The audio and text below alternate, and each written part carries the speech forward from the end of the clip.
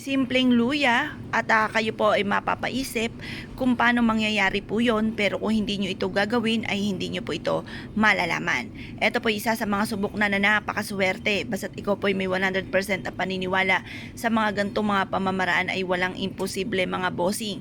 Makakamit lahat nyo po ang inyo po mga pinapangarap, sabayan palalo ng sipag at tiyaga at pananalig sa mahal na Panginoon. Proven po ito mga bossing.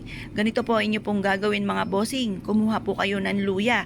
Kayo po'y humarap sa may silangan at positive lamang mula sa inyo pong puso ang siyang ibubuka ng inyo pong bibig at siya rin pong tinatakbo ng inyo pong isipan.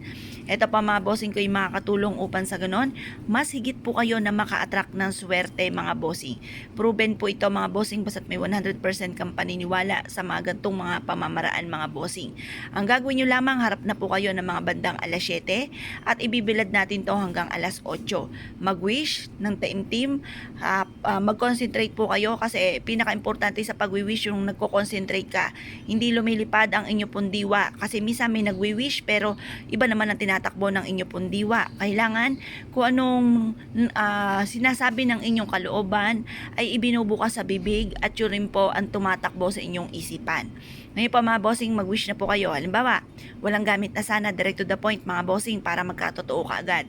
Sabihin niyo po dito, magkaroon ako ng bahay na malaki, yung matagal ko na pinapangarap, yung sabihin niyo na kung ano yung mga gusto po ninyo. Tapos sabihin niyo po, magkaroon ako ng negosyo na dito na ako yayaman, matupad lahat ang mga pinapangarap ko sa aking buong pamilya. Basta kung anong gusto po ninyo, i-wish niyo na po. Pagtapos niyo po mag-wish mga bossing ko, mas mainam na kayo po mga bossing ko, i-mindset nyo na nasimula na ito ng tagumpay po ninyo. Pagkatapos po niyan mga bossing ko, ibilad nyo ito sa sinag ng araw. Ngayon, kapag naibilad nyo na hanggang alas 8 ng umaga, ilagay nyo po siya sa inyo pong bag mga bossing. Or pwede rin naman kung maliit ang inyong luya, ilagay nyo sa inyo pong pitaka. Or kaya kung wala kang bag, wala kang pitaka, minsan may mga pagkakataong ganon, isiksik sa inyo pong bulsa. Magdala kayo ng ganito para hindi kayo kapitan ng mga negatibo. Kasi minsan, may mga kumapit na negatibo, hindi nyo nalalaman. Pag umuwi kayo ng inyong puntahanan, inuwi nyo ang negatibo, kumapit na pala sa inyo. Hanggang sa dumami na dumami ang mga negatibo na naiuwi nyo sa araw-araw ng pag-alis po ninyo. Pagtapos darating na sa inyo yung punto na parang ang dami nyo problema pinagdadaanan, wala nang katapusan, mas nadadagdagan pa, imbis na nababawasan yung mga ganon mga bossing.